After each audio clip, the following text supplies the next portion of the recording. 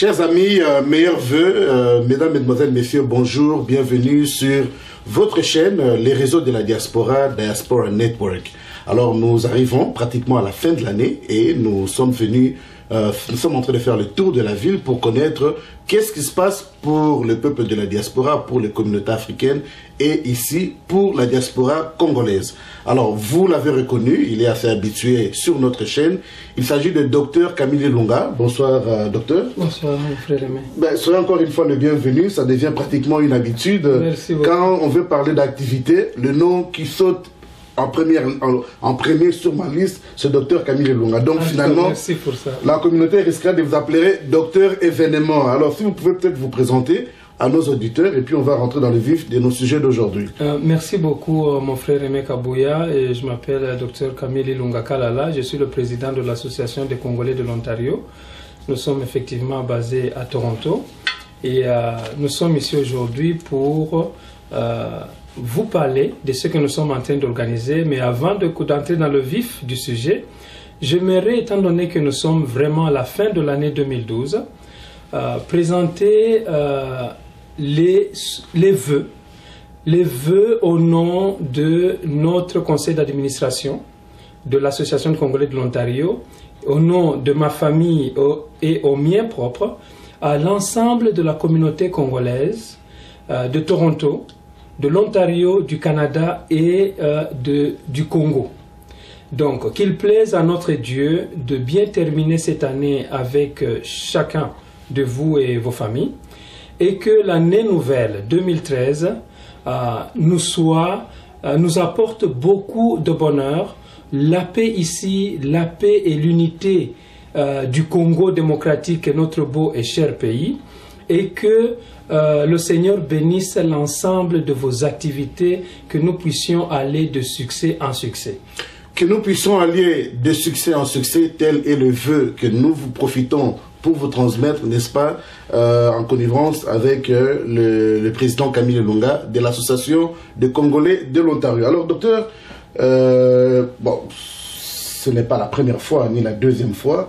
On a parlé à plusieurs reprises, on a déjà fait une émission et d'autres qui vont venir dans le cadre toujours de vos activités. Récemment, vous avez annoncé à la communauté le commencement de l'école de devoirs, avec l'alliance que vous avez fait avec l'école catholique Sacré-Cœur. Et je sais, si ma mémoire est bonne, d'ici là, les programmes vont commencer. Tout à fait. Donc là, on parle déjà de la nouvelle année, mais l'année 2012 est en train de se terminer. Ouais. Et l'année 2012 a été une année qui était remplie d'événements, beaucoup de choses. Vous avez tenu votre assemblée générale, ainsi de suite. Alors aujourd'hui, vous êtes venu nous revisiter, Réseau de la diaspora, les peuples de la diaspora, pour nous parler d'un événement qui arrive à la fin de l'année. Ouais. De quoi s'agit-il au juste?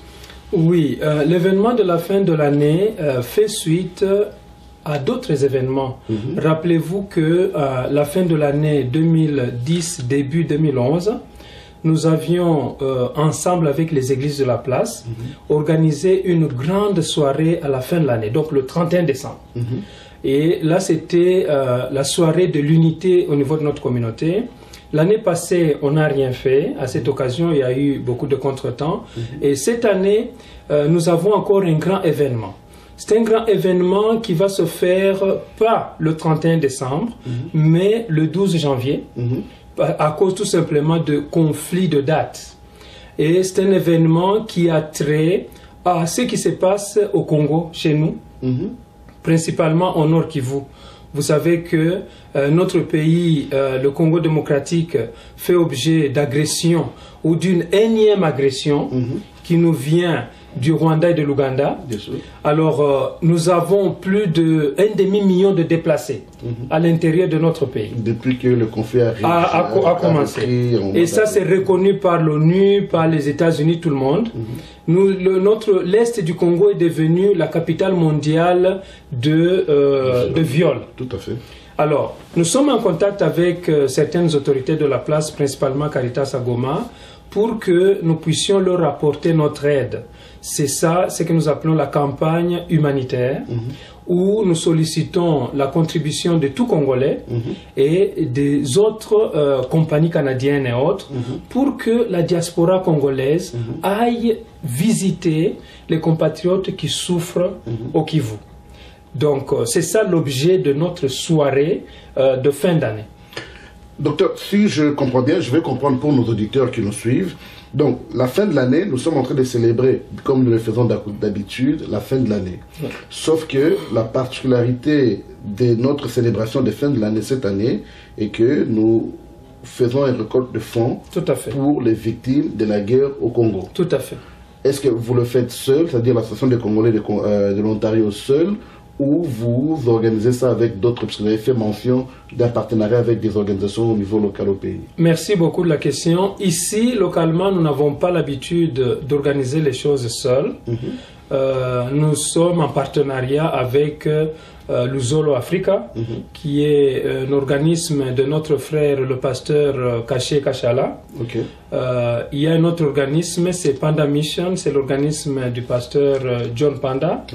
Nous avons l'association des Congolaises canadiennes de la présidente Maman Monica Massambombo. À Patapon. Oui. Et en dehors de ça, nous avons aussi la contribution de nos églises de la place. Alors, c'est ça, c'est ce groupe-là qui organise, effectivement, c'est l'ACO qui chapeaute.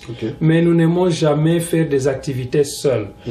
Parce que ce que nous voulons, c'est toujours consolider notre unité. Bien sûr. Et c'est en étant aussi nombreux qu'on peut effectivement faire la différence.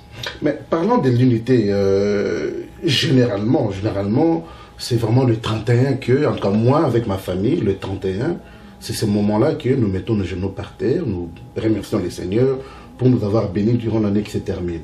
Mais ici, vous nous proposez d'aller à la deuxième semaine de l'année 2013.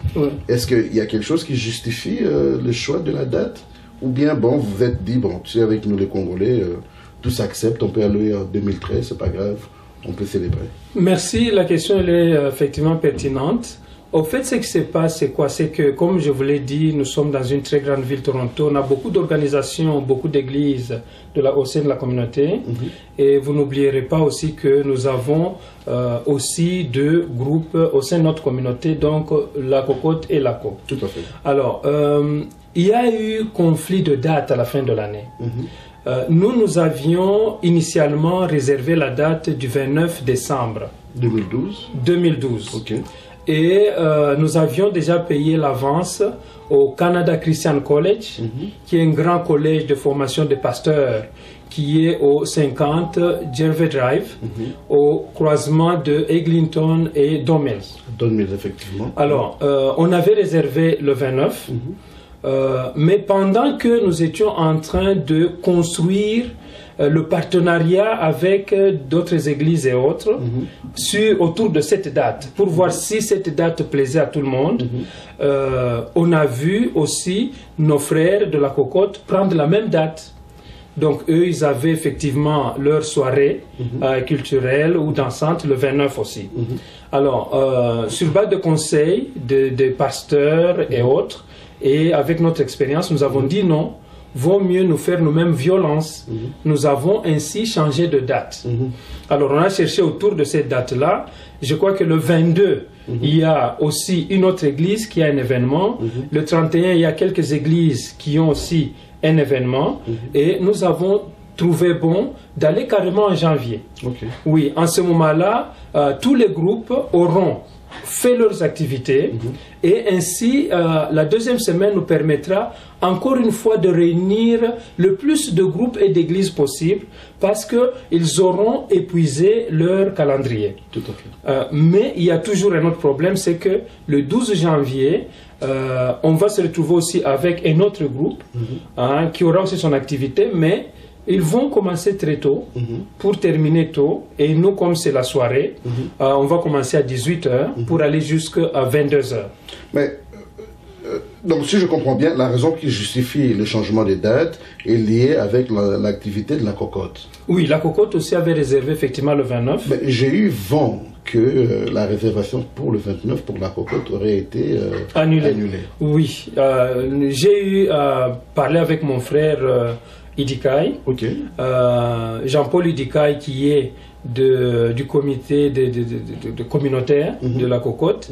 Et lui, il m'a dit que, ça c'est la semaine passée ici, au début de cette semaine, qu'ils ont annulé effectivement cette soirée à cause de la guerre à Goma. Vous vous rappelez, autour de cette date-là, Goma est tombé entre les mains des agresseurs et ils ont trouvé bon de ne plus organiser quoi que ce soit pendant que nos frères souffrent.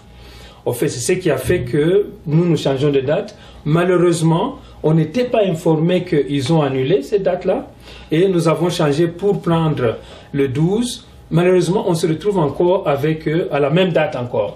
Mais je crois qu'on pourra nous arranger pour que leur assemblée commence effectivement tôt, parce que nous devons aussi aller assister. Donc, si je comprends bien, le 12 janvier est prévu l'Assemblée générale de la cocotte. Oui. Chers amis, nous sommes à Toronto, pour les amis qui nous regardent à travers le monde, en dehors de Toronto. À Toronto, il y a une particularité, c'est que la communauté est représentée par deux organisations. L'ACO a vu le jour au mois de septembre 2010, si je ne me trompe pas. C'est en 2009, au fait. 2009, voilà. Oui. Et la cocotte, lui, a vu le jour en 2010. Oui. Donc, depuis un certain temps, comme vous pouvez voir, les Congolais sont divisés à Toronto. Et à chaque fois qu'un événement d'ensemble doit se faire, nous sommes confrontés à cette dualité. Là, malheureusement, les Congolais de Toronto seront obligés non seulement de ne pas fêter avant la fin de l'année, mais il sera encore obligé d'être divisé par rapport à la date du 12 qui est désignée pour, n'est-ce pas, la célébration de fin de l'année, mais la cocotte, cette fois-ci, tient son assemblée générale. Mais, docteur, ce conflit d'horaire, comment allez-vous le gérer? Parce que nous tous, nous aimerions être présents à l'assemblée générale de la cocotte, et nous convions bien entendu tous les Congolais de la ville à y être. Et nous aimerons aussi participer à notre célébration de la fin de l'année parce qu'on a besoin de bénédiction. Quelles sont les différentes gestions que vous pouvez faire? Parce que les deux événements sont importants.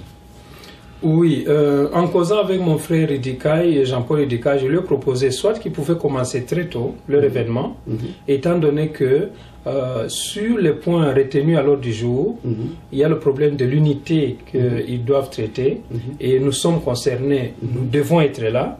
Alors c'est bien effectivement que nous puissions bien collaborer avec la cocotte, de sorte que soit leur assemblée générale commence très tôt, avant 14 heures d'après-midi, pour terminer aussitôt, ou alors, je lui ai fait cette proposition, qu'au lieu que l'assemblée se passe au City Hall, à la mairie de la ville, que l'assemblée vienne là où nous allons faire notre soirée.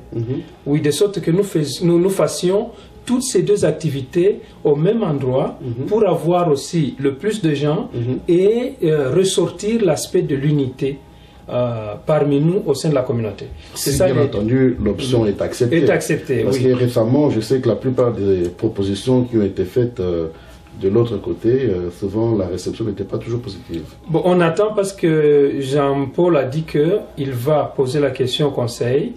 Alors nous attendons à ce que le Conseil nous réponde, mais c'est bien que nous puissions effectivement échanger pour trouver une bonne solution.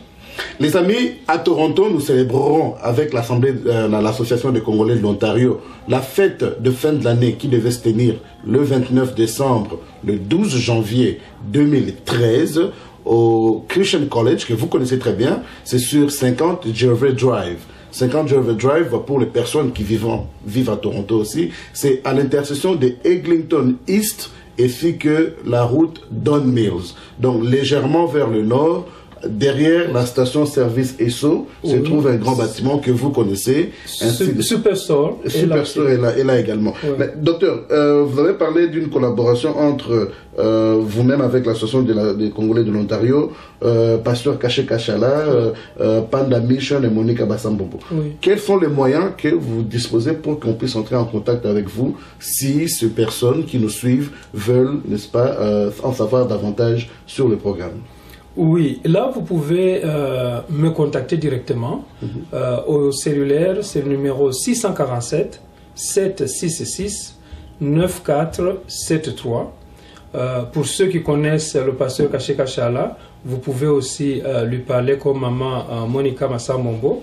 Alors sinon, vous pouvez aussi voir leurs coordonnées au website que nous avons créé uniquement pour cette campagne de collecte de fonds aux victimes de guerre à l'est du pays. C'est au www.assistance, c'est ASSISTANCE, Congo.org. Ça, c'est le website qu'on a créé circonstanciellement, où vous pouvez aller voir nos informations et effectuer votre don, bien sûr monétaire, sur PayPal. Il y a aussi le numéro de compte de l'ACO, notre association. Alors, c'est sécuritaire. Nous vous invitons à y aller. C'est un website de circonstances. Donc, vous êtes les bienvenus pour aller effectuer votre don. Les amis qui nous suivez, vous voyez ces informations, n'est-ce pas, défiler sous l'écran. Les réseaux de la diaspora étaient à Ottawa et à Montréal. Durant le dernier week-end, nous avons eu le privilège de rencontrer M. Charles Onana, qui vient de publier un manuel qui s'appelle Europe, crime et censure au Congo. Durant son entrevue, il a demandé à ce que le Congolais puisse se mettre ensemble comme un seul homme, de parler d'une même voix et de collaborer ensemble. Donc, je relais ce message et je vous demande à vous qui vivez à Toronto, pour taire justement cette dualité qui nous fait du tort à Toronto, nous vous convions et d'encourager aussi, n'est-ce pas, nos amis de Cocotte, pourquoi pas, d'utiliser la salle de Gervais Drive qui est déjà disponible, qui nous permettra, n'est-ce pas, non seulement de participer tous collectivement à l'Assemblée des Cocottes, mais aussi de participer à la fête de fin de l'année qui est reportée compte tenu des conflits d'horaires. Alors, docteur, avez-vous un dernier message que vous aimeriez donner à nos auditeurs qui est au sujet toujours, compte tenu de la soirée, est-ce qu'ils peuvent faire des dons? Est-ce qu'il y a des événements spécifiques qui sont prévus? Est-ce que vous voulez encore une contribution particulière? Est-ce que d'autres partenariats peuvent se tisser en attendant que la date du 12 arrive? Merci beaucoup, mon frère Aimé. Effectivement, les portes sont ouvertes. Si vous représentez un quelconque groupe, ou si vous avez des idées, elles sont les bienvenues. Vous avez le numéro de téléphone, vous pouvez nous joindre car celle-ci c'est une cause commune. N'oubliez pas que jusque-là la diaspora ne fait rien pour nos compatriotes qui souffrent à l'Est. Nous sommes agressés, on est à la énième guerre contre le Congo et qui nous vient du Rwanda et de l'Ouganda. Nous devons parler d'une même voix. Même si on a plusieurs groupes, nous devons nous mettre ensemble. Alors, ça c'est une occasion pour nous de sortir publiquement, de sorte que les Congolais de partout, et même ceux qui ne sont pas Congolais, les Canadiens, Américains, Européens, se disent oui, les Congolais parlent d'une seule voix, maintenant ils vont visiter leurs compatriotes qui souffrent avec le peu qu'ils ont. Veuillez sortir 5 $, 10, 20, donnez. N'attendez pas à ce qu'il y ait un blanc qui vient devant vous pour que vous puissiez donner 5 ou 10 $. Non, faisons-nous confiance, mes frères.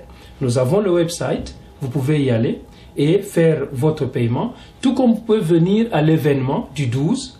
On vous attend. Nous aurons les groupes que vous connaissez qui vont jouer.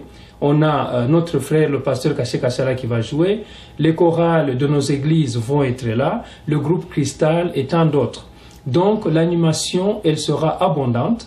Nous allons échanger les vœux de fin d'année. Nous allons prier pour la paix et l'unité au Congo. Et enfin, on va recevoir les dons que vous allez préparer pour qu'on amène ensemble au Kivu soutenir nos compatriotes.